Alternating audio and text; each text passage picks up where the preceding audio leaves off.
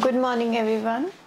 Today we will start new chapter of class 11th biology, and it is animal structure and organization. See, we had completed anatomy of plants की anatomy पढ़ ली हमने, internal structure के बारे में study कर लिया. तो ये भी क्या है, internal structure ही है, but this is all about animal.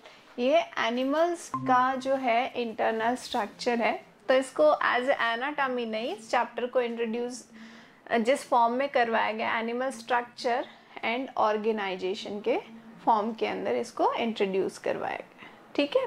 Now अब इसके अंदर हमें पढ़ना क्या है कि एनिमल के अंदर टिश्यू कौन कौन से होते हैं, जिस तरीके से हमने प्लांट सेल के अंदर पढ़ा है, प्लस वो किस तरीके से होते हैं और वो कहाँ कहाँ प्रेजेंट होते हैं. बस सेम जो हमने प्लांट के अंदर पढ़ा है वही सेम थिंग्स जो है इसके अंदर पढ़नी.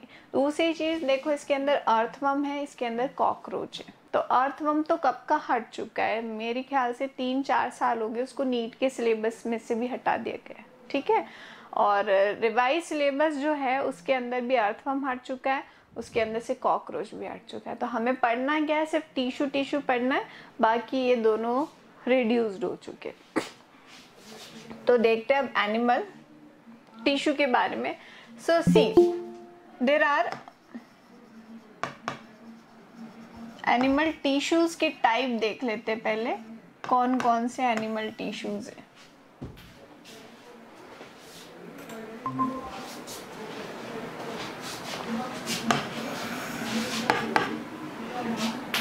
कौन कौन से एनिमल टिश्यूज है देखिए आप लोग.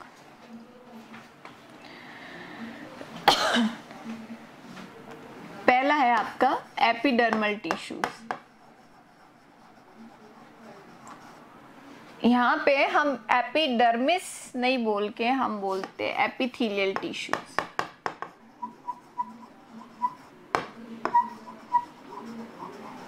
ठीक है, एपिथेलियल टिश्यू. दूसरा है मसल टिश्यू. मसल्स जो हैं कौन कौन सी होती है, उनके अंदर टिश्यूज कैसे होते हैं. तीसरा है कनेक्टिव टिश्यू.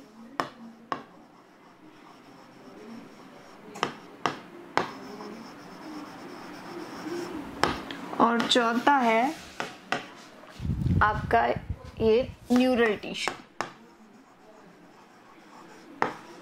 या फिर हम इसको कहते हैं नर्वस टिश्यू.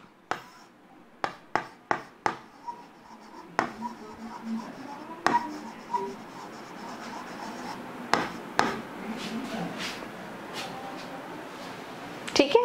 ये 4 टाइप के टिश्यूज एनिमल टिश्यूज के अंदर हमें we have to study. So first we are taking epithelial tissues. So पहला ये वाला टिश्यू देख लेते हैं.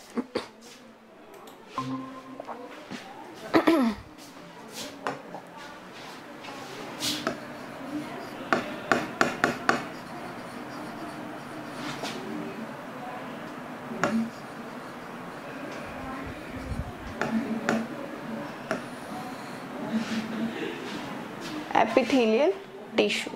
एपिथेलियल टिश्यू कौन कौन से हैं, कितने टाइप के होते हैं. तो पहला होता है स्मूथ. ठीक है, फर्स्ट टाइप है स्मूथ टिश्यू. दूसरा आपका टाइप है क्यूबॉइडल टिश्यू. तीसरा टाइप है आपका कॉल्यूमनर टिश्यू.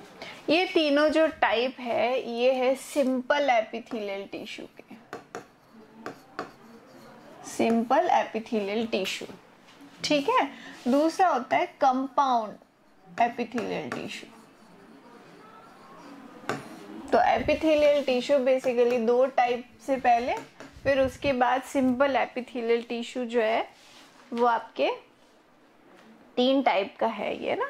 अभी जो स्मूथ है इसको हम स्मूथ भी बोल सकते हैं, या फिर इसको हम स्क्वेमस एपिथेलियम भी बोल सकते हैं. we can also say this squamous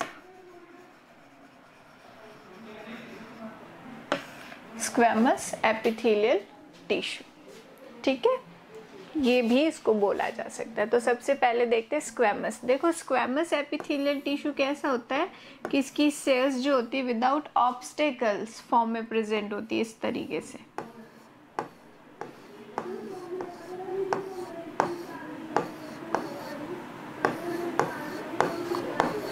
और डेंस प्रेजेंट होती है, विदाउट इंट्रासेल्यूलर स्पेस आपको बहुत कम नजर आएगा। एनिमल टिश्यू में वैसे होता भी कम ही है इस तरीके से ये एकदम। तो जो सरफेस बनती है वो बहुत ही सिल्की और स्मूथ बनती है, इसलिए इसको स्मूथ टिश्यू भी बोला जाता है। ठीक है, बट हमारी बुक के अंदर इसको इंट्रोड्यूस करवाया गया स्क्वैमस। स्क्वैमस का मतलब क्या होता है? एकदम चिकना, जिसकी एकदम सिल्की सरफेस होगी, एकदम स्मूथ सरफेस होगी, वो स्क्वैमस टिश्यू हो गए या स्क्वैमस एपिथेलियम हो गए। अब ये प्रेजेंट का होते हैं, मैंने क्या बोला, विदाउट एनी ऑब्स्टिकल्स, ऐसी जगह जहाँ ह्यूमन फिजियोलॉजी विदाउट डिस्टर्बेंस चलनी चाहिए, तो वहाँ ये प्रेजेंट होते। तो इसका बेस्ट एग्जाम्पल है आपका ब्लड वेसल्स।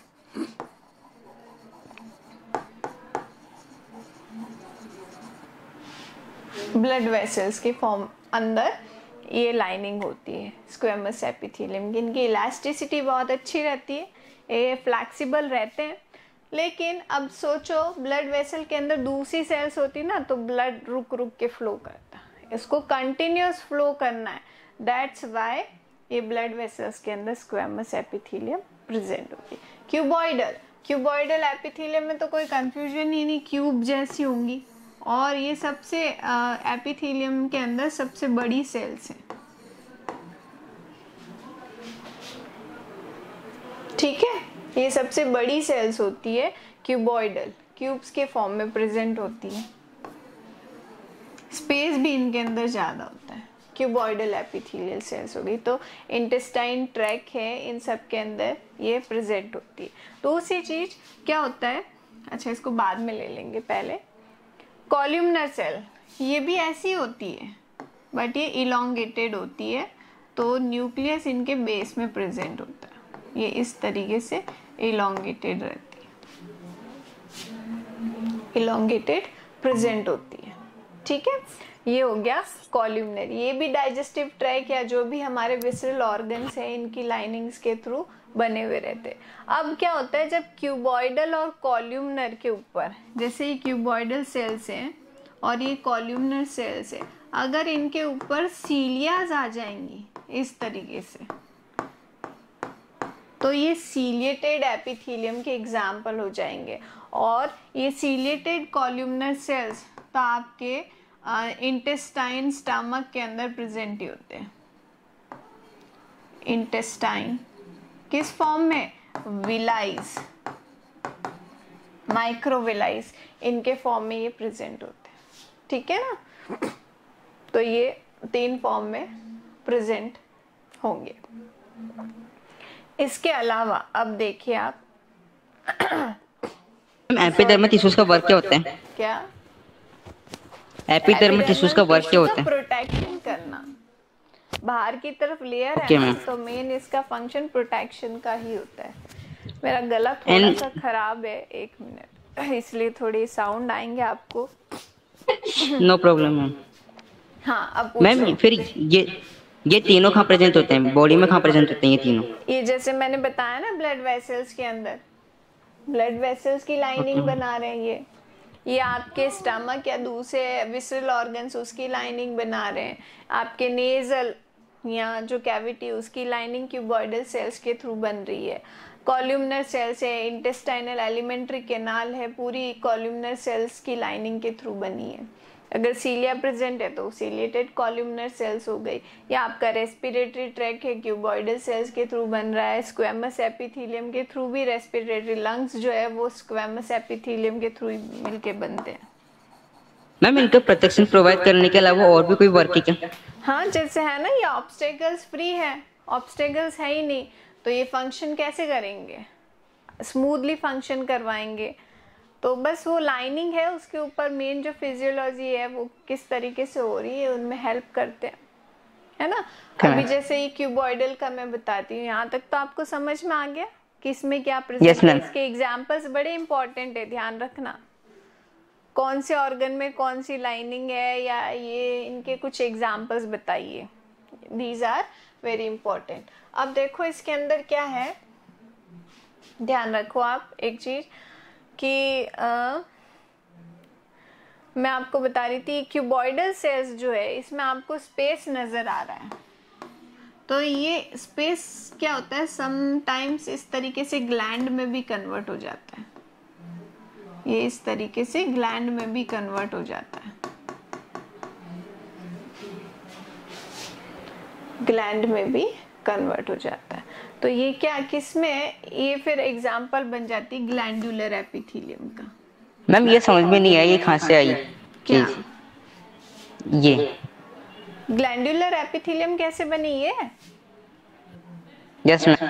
ये देखो ये क्यूबॉइडल सेल है, ये थोड़ा सा इस तरीके से इसका शेप हो जाता है, तो ये ग्लैंडुलर एपिथेलियम में कन्वर्ट हो जाती है। Okay, एक सेल की स्ट्रक्चर बता रही हूँ मैं आपको, ये ग्लैंडुलर एपिथेलियम। तो इस क्योंकि इसमें स्पेस ज्यादा है, स्क्वेमस एपिथेलियम कन्वर्ट नहीं हो सकती, ना कि कॉल्यूमनर कन्वर्ट हो सकती, ये स्पेशियस थी इसलिए कन्वर्ट हो गई। अब ये ग्लैंड्स क्या है, आपको ग्लैंड्स अगर पता हो तो दो टाइप की ग्लैंड होती है, एंडोक्राइन एंड एक्सोक्राइन। जो एंडोक्राइन होती है वो डायरेक्ट ब्लड के अंदर रिलीज करती है, एक्सोक्राइन जो होती है वो कुछ जो है बाहर की तरफ या डक्ट्स के थ्रू जो है वो रिलीज करती है। तो ये जैसे ये हमारी स्वीट ग्लैंड्स जो होती है, ठीक है, वो ऐसी ग्लैंड्स है। तो अंकित आपका क्वेश्चन था कि कहाँ प्रेजेंट होती है, तो स्वीट ग्लैंड्स भी इसी के थ्रू बन जाएगी। ईयर वैक्स जो बनते ईयर के अंदर, तो वो भी इसी के थ्रू बन जाएंगे, ठीक है ना। और जो भी जैसे म्यूकस है, हमारा जो रेस्पिरेटरी ट्रैक्ट रहता है म्यूकस लाइनिंग के थ्रू प्रेजेंट होता है, तो वो भी इसके थ्रू बन जाएगा। क्लियर? तो ये क्या हो गई, ग्लैंडुलर एपिथेलियम हो गई। ये संकेत आप पूछ मैम फिर ये स्किन के ऊपर भी प्रेजेंट होती है क्या? हाँ ओके मैम। बिल्कुल प्रेजेंट होती है। स्वेट बना रही है, ऑयल जो चेहरे पे ऑयल निकलता है ना, ऑयल ग्लैंड्स, तो वो भी ऐसे ही है। अब इनमें अगर कभी कभी डस्ट कवर कर लेती है तो ये बाहर उसको ऊज आउट नहीं कर पाती, अंदर बना तो लेती है ऊज आउट, तो ये स्वेल होके ऐसा हो जाता है, तो वो एज अ पिंपल एक्ने वो क्रिएट होने लग जाते हैं। Okay ma'am. ठीक है, तो ये ग्लैंडुलर एपिथेलियम हो गई। अब फिर दूसरा एपिथेलियम, ये तो सिंपल एपिथेलियम की टाइप थे, कंपाउंड एपिथेलियम आता है। तो कंपाउंड एपिथेलियम क्या इस तरीके से लेयर के फॉर्म में प्रेजेंट होते हैं, एक लेयर, दो लेयर, तीन लेयर, चार लेयर, लेयर्ड होती है वो, कंपाउंड एपिथेलियम होती है। और उसका एग्जाम्पल होता है स्किन। हमारी स्किन जो है नियर अबाउट 4 to 5 लाइनिंग से मिलके बनी है, 4 से 5 लाइंस जो है वो प्रेजेंट होती है, ठीक है। तो ये आपका एपिथेलियल टिश्यू हो गया। Clear? Ma'am glandular epithelium tissue को अपन क्यूबॉइडल का टाइप कह सकते हैं क्या? ग्लैंडुलर एपिथेलियम, हाँ बिल्कुल, ग्लैंडुलर एपिथेलियम क्यूबॉइडल एपिथेलियम से ही बनती है, उसी से ही बनती है। मैम तो इसको जैसे कि क्वेश्चन आए तो इसको डिफाइन कैसे करेंगे? किसको? ग्लैंडुलर एपिथेलियम को। Glandular epithelium is a type of cuboidal epithelium in which, why, पहला तो इसका आपको रीजन बताना, why, because cuboidal cells are large in size, that's why they will convert into glandular epithelium and there will be a formation of glands। फिर उसके glands के examples बताने, 2-4 examples दे देना जो मैंने अभी बताया आपको, है ना, बस सिंपल सा। ओके मैम, ठीक है, आ गया समझ में? Yes ma'am. चलो अब हम नेक्स्ट लेते हैं, मसल्स करवा देती हूँ, वो थोड़ा छोटा टॉपिक है, मसल टिश्यू।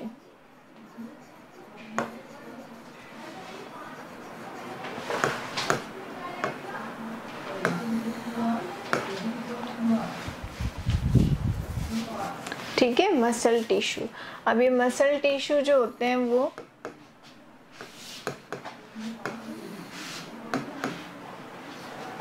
तीन टाइप के होते हैं। स्मूथ मसल्स,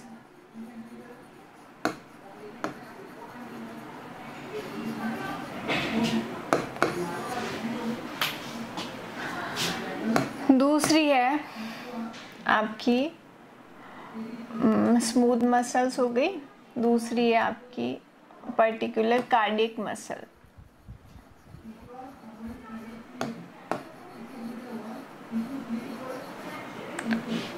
ठीक है, स्मूथ मसल्स, कार्डियक मसल्स, और एक मसल और आ रही है which is known as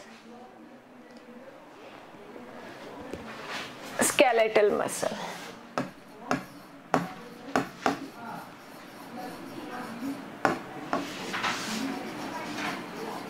skeletal muscle.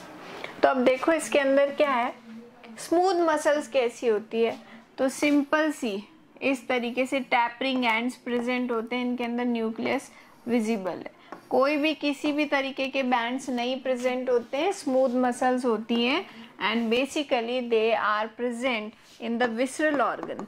Visceral organ की जो मसल्स होती है वो स्मूथ मसल्स होती है। विसरल ऑर्गन्स क्या है, आपका हार्ट हो गया, हार्ट को छोड़ के जो भी किडनी, स्टमक वगैरह जो भी ऑर्गन्स है उन सब के अंदर स्मूथ मसल्स प्रेजेंट होती है। इनका शेप ऐसा होता है and they are known as non voluntary muscles. Non voluntary muscles मतलब जिन पे आपका कंट्रोल नहीं रहेगा, ये अपने आप वर्क करती है। आप नहीं स्टमक को कह सकते कि आप अभी डाइजेस्ट करो, अभी मत डाइजेस्ट करो, वो अपने आप कॉन्ट्रैक्ट होगा, या जैसा भी उसका मूवमेंट है वो आपके कंट्रोल में नहीं है, वो इन मसल्स के कंट्रोल में। ठीक है, तो ये इनका स्ट्रक्चर है। Then they are non स्टायरेटेड।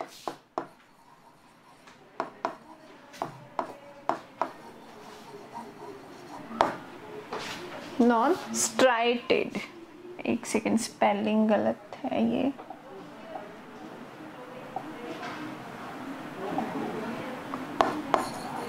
Striated मतलब बैंड्स नहीं प्रेजेंट होते हैं। बैंड्स देख लेते हैं कैसे होते हैं। देखो कार्डियक मसल्स की बात करते हैं तो ये ब्रांच होती है इस तरीके से, ब्रांचिंग जो है इसके अंदर प्रेजेंट होती है।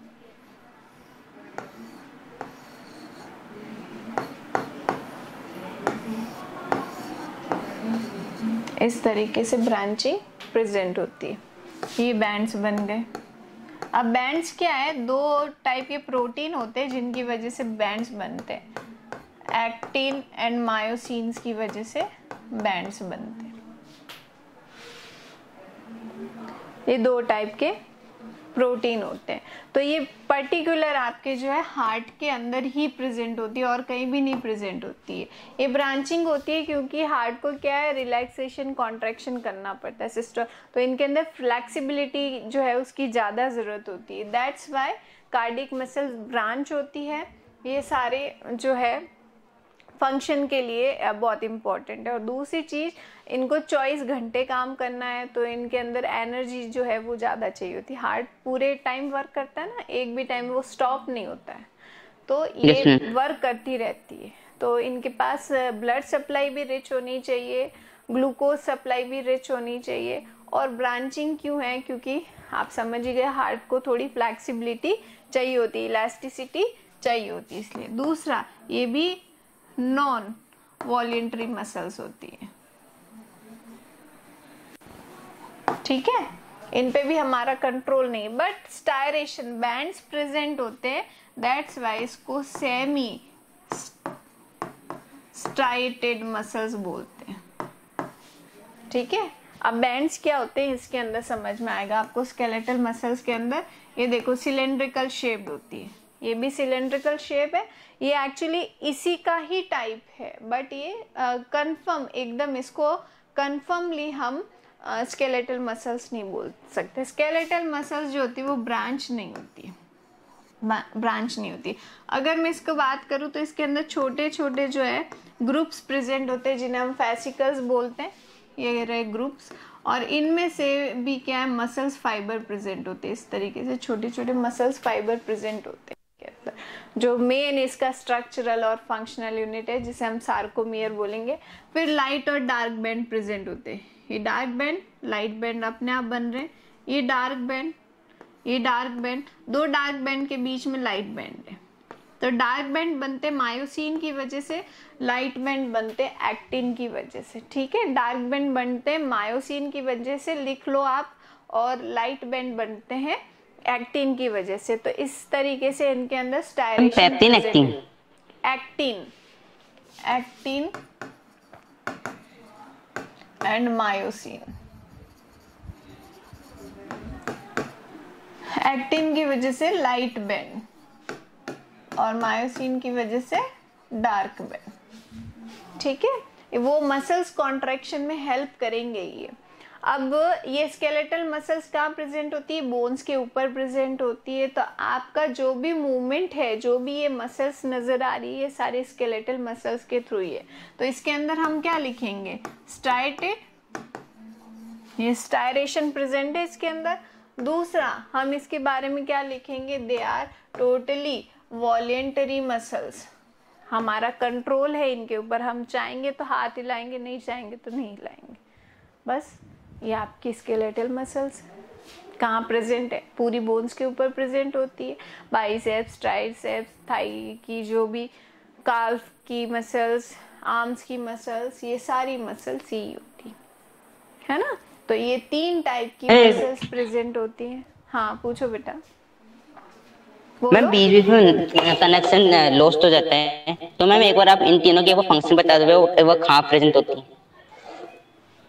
स्केलेटल मसल में तो कोई प्रॉब्लम ही नहीं है ना, कहाँ प्रेजेंट है, यस मैम, बोन्स के ऊपर। जो भी आप करते हो वो सारे स्केलेटल मसल्स के थ्रू होता है।